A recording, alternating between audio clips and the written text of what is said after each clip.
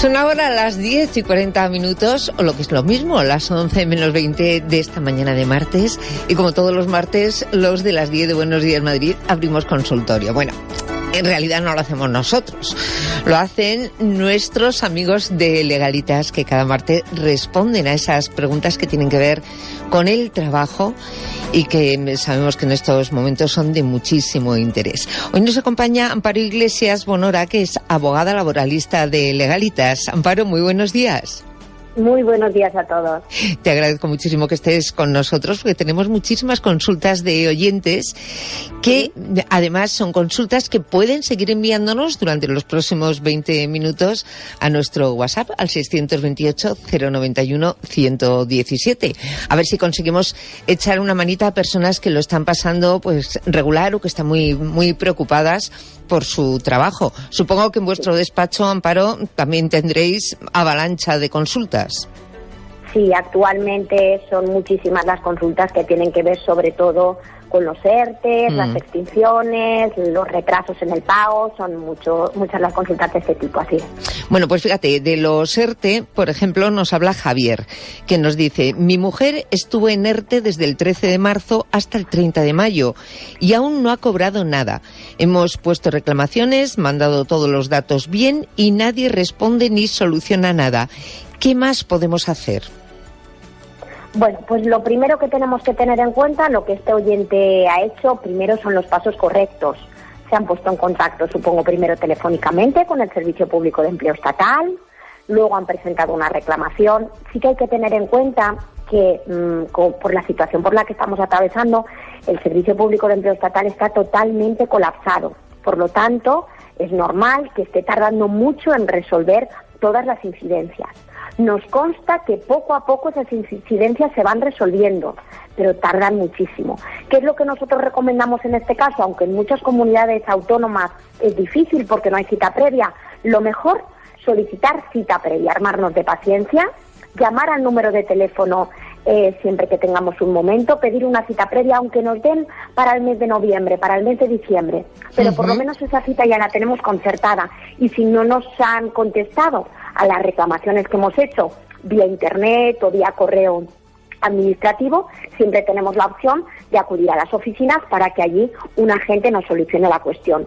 En el caso de que esas citas no lleguen a darse porque las oficinas estén cerradas, la solución alternativa que se está dando por parte del Servicio Público de Empleo Estatal es que en muchos de los casos nos llama por teléfono un agente, un asistente, e intenta solucionar el problema vía telefónica.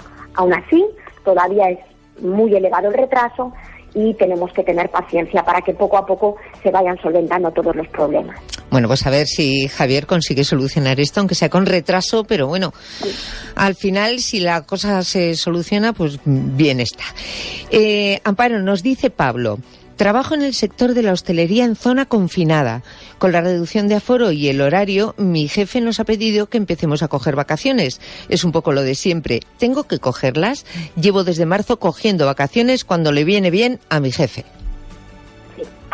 Pues este es algo que también se ha dado muchísimo en la práctica. Y es que muchas de las empresas, pese a que tienen los mecanismos de los ERTE, le han pedido a los trabajadores que disfruten de sus vacaciones.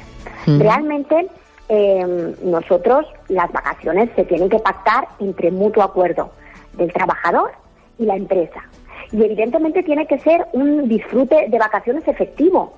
No son vacaciones cuando nosotros no podemos acudir a prestar servicios por una causa ajena a nuestra voluntad, es decir, por un cierre de la empresa.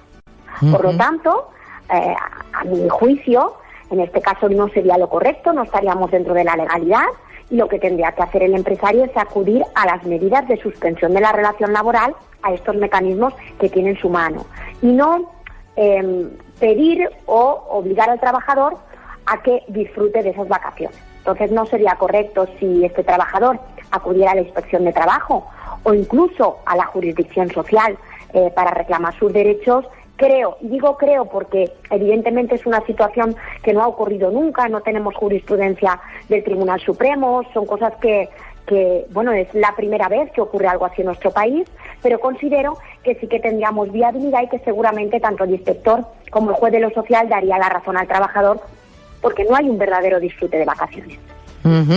Bueno, pues otra respuesta para nuestros oyentes. Jesús nos pregunta lo siguiente, Amparo. Dice, teniendo en cuenta que llevo desde el comienzo de la pandemia teletrabajando, cuando todo vuelva a la normalidad, ¿tendré que recuperar el trabajo presencial? ¿O al haber demostrado que mi trabajo se puede realizar desde casa, podemos llegar a un acuerdo para flexibilizarlo? Es decir, unos días en la oficina y otros en casa. Bueno, pues de momento lo que tenemos que tener en cuenta es que en esta situación de pandemia el teletrabajo es una opción prioritaria, pero de momento no es una opción a la empresa. Y esto solamente sea de momento la regulación que tenemos, la poca regulación que tenemos en esta materia, tiene que ver únicamente con la situación de pandemia. Pero nada impide que cuando termine esta situación y todo vuelva a la normalidad, el empresario y el trabajador pueden llegar a este acuerdo. De hecho, nuestro Estatuto de los Trabajadores reconoce la opción de solicitar al empresario, por ejemplo, por motivos de conciliación de la vida laboral con la vida familiar, esa posibilidad de optar por el teletrabajo. ¿Qué ocurre? Evidentemente, obligación el empresario no tiene, pero en caso de que exista una discrepancia entre ambas partes, en caso de que el trabajador tenga esa necesidad y efectivamente pueda acreditar que es perfectamente posible el teletrabajo, esta falta de acuerdo se puede elevar a la jurisdicción social para que un juez decida si efectivamente ese teletrabajo se debe conceder o no como medida de conciliación. Pero en principio, obligación como tal, de momento con la regulación que tenemos, no existe a seguir disfrutando del teletrabajo cuando termine esta situación de pandemia. Muy bien. Pilar, vamos con otra consulta. Dice, estoy a punto de terminar mi baja de maternidad y tal y como está la situación me da mucho miedo volver al trabajo y dejar a mi hijo en la guardería. ¿Me puedo acoger a alguna prórroga? A ver, no tenemos de momento ninguna prórroga de la prestación de maternidad o de, en este caso, el descanso para la atención, para el cuidado del menor, ¿de acuerdo? Lo que sí que puede hacer esta trabajadora es, primero, acudir a otros derechos en materia de conciliación, una reducción de jornada o una excedencia. Pero sí que tenemos que tener en cuenta que cuando estamos en situación de maternidad, cuando estamos al cuidado de nuestro hijo, tenemos derecho a percibir una prestación de maternidad que nos abona el Instituto Nacional de la Seguridad Social, que es el 100% de la base reguladora. Su cuantía es el 100% de la base reguladora. Sin embargo, si hacemos una reducción de jornada por guarda legal, nuestro salario va a verse reducido en proporción igual a la jornada que dejamos de realizar. Lo mismo ocurre con una excedencia. Como vamos a dejar de prestar servicios, no vamos a percibir salario. Por lo tanto, podemos acceder a este tipo de medidas, pero de momento no existe ningún tipo de prestación ni ningún tipo de remuneración en estas situaciones. Por lo tanto, la cosa se complica porque aunque podemos dejar de prestar servicios o reducir nuestra jornada, no vamos a percibir una compensación económica. Muy bien, pues vamos con la pregunta de Juanmi, que dice, una de las cocineras que tengo contratadas, pero en ERTE, me ha notificado que causará baja por embarazo de riesgo. ¿Tengo que hacer algún papeleo? ¿Es ella la que tiene que moverlo o lo tengo que mover yo? Bueno, lo primero que tenemos que tener en cuenta es que debemos diferenciar entre dos situaciones. Primero, embarazo de riesgo o riesgo durante el embarazo. El embarazo de riesgo es cuando, en este caso, la madre embarazada tiene pues algún tipo de situación que le impide prestar servicios y que tiene que guardar reposo. Pero que esa contingencia nada tiene que ver con el trabajo, nada tiene que ver con la prestación de servicios. En este caso, la madre estará en situación de incapacidad temporal. El médico de cabecera le dará su baja por incapacidad temporal y se aplicará la prestación que se establece para este tipo de situaciones. Otra cosa muy diferente, que es a lo que creo que se refiere nuestra oyente, es el riesgo durante el embarazo. El riesgo durante el embarazo es cuando la prestación de servicios pone en riesgo la vida del feto o la vida de la madre. Es decir, realmente no hay ninguna patología, no hay ninguna complicación en la gestación. Es el trabajo el que pone en riesgo que todo vaya bien. Este caso es totalmente diferente. Aquí lo que hay que hacer es, primero, el empresario tiene que intentar eliminar ese riesgo. Si no es posible eliminar el riesgo, tiene que intentar recolocar a la trabajadora embarazada en un puesto de trabajo que sea compatible con su estado de salud. Claro, en este caso hablamos de una cocinera.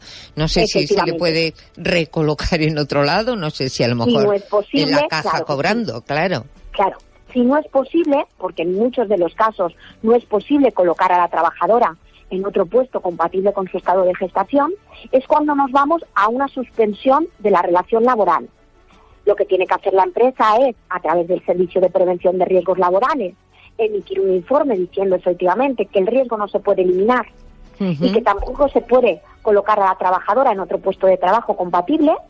Y entonces con ese documento la trabajadora se marcha a la mutua de colaboradora con la Seguridad Social y lo que solicita es la prestación por riesgo durante el embarazo. Lo que decimos ante la mutua es: mi relación laboral se ha suspendido porque el trabajo afecta negativamente a mi vida o a la vida del feto y por lo tanto ustedes en compensación me tienen que reconocer la situación de riesgo del embarazo y entonces me corresponderá una prestación del 100% de mi base reguladora. Entonces es muy importante que tanto trabajadores como empresas distingan entre las dos situaciones, porque una genera incapacidad temporal y la otra genera la prestación por riesgo durante el embarazo, que evidentemente los organismos que se tramitan son distintos y la cuantía de la prestación también lo es. Bueno, pues yo creo que lo has explicado perfectamente, Amparo, y que ha quedado muy claro. Nos entra en estos momentos una comunicación que dice: soy Blanca. Dice, estoy escuchando y yo estoy en la misma situación que otro oyente. Soy empleada de hogar y tampoco he tenido respuesta del SEPE, nada de nada. Estuve casi 4 meses sin cobrar nada y mandé todo lo que me habían pedido, mucho papeleo, pero no tengo respuesta. Bueno, pues no sé si le sirve también la respuesta que le dabas a Javier hace un rato. ¿Seguir insistiendo? Claro, seguir insistiendo aquí todavía se ha complicado un poquito más, porque realmente los empleados del hogar no tenían reconocido un subsidio, en este caso, para este tipo de situaciones. Se reconoce de manera extraordinaria como consecuencia de la situación de pandemia en la que nos encontramos. Por lo tanto, han sido muchas las solicitudes que se han presentado para todos aquellos empleados del hogar que no han podido prestar servicios durante el confinamiento, durante la situación de pandemia, y es cierto que sí que, bueno, nos indican que poco a poco se van a ir reconociendo, pero todavía llevan muchísimo más retraso en relación con las prestaciones, en este caso ordinarias, de los trabajadores de las empresas.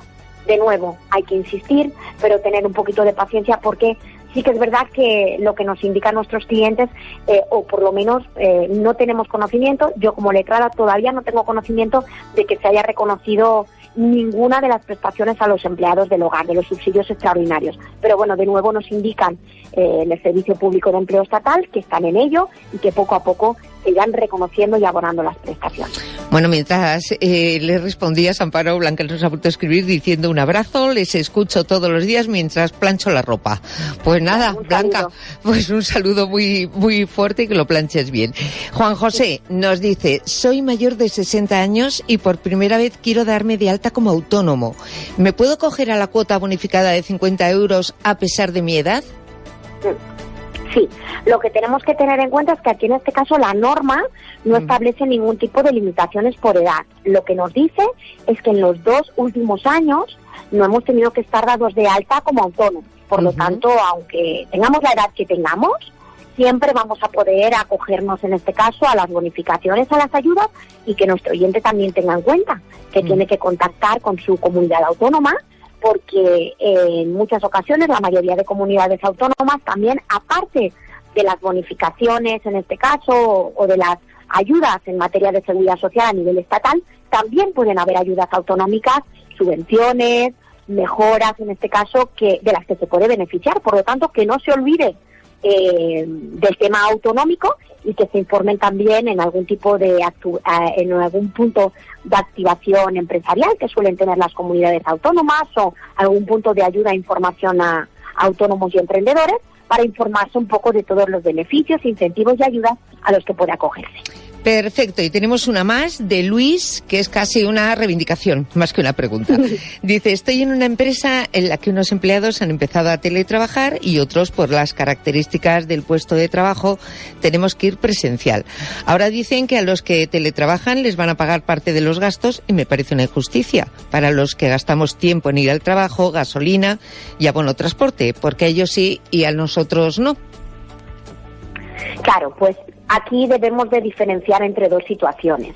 Evidentemente entiendo a nuestro oyente, pero hay que tener en cuenta que los trabajadores que teletrabajan, es cierto que no incurren en gastos de ir y volver del trabajo, pero están incurriendo en unos gastos que le corresponde a la empresa, como son, por ejemplo, gastos de teléfono, internet, etcétera. Por lo tanto, es adecuado que la empresa en este caso compense estos gastos. Tenemos que pensar que muchos de los trabajadores incluso no tenían su domicilio preparado para este tipo de situaciones. Han tenido a lo mejor que aumentar su cuota, o que han tenido que aumentar en este caso pues los suministros, han tenido que aumentar los gastos de luz, han tenido que aumentar incluso la velocidad de su internet, o incluso poner internet o teléfono fijo en casa porque no tenían. Entonces es normal que se compense. Por otro lado, los gastos de transporte tenemos que tener en cuenta que el empresario únicamente tiene obligación de abonarlos cuando así se establece en convenio colectivo, un plus transporte, o cuando se pacta entre ambas partes. Por lo tanto, si el convenio colectivo no establece esta obligación, pues aunque podemos evidentemente intentar llegar a un acuerdo, y entiendo perfectamente a nuestro oyente, el empresario no tendría obligación de abonar estos gastos de transporte o de desplazamiento. Bueno, pues a lo tonto, Amparo, hemos contestado a 2, 4, 6, 8, 9, 10 oyentes, así que yo creo que está muy bien por esta semana.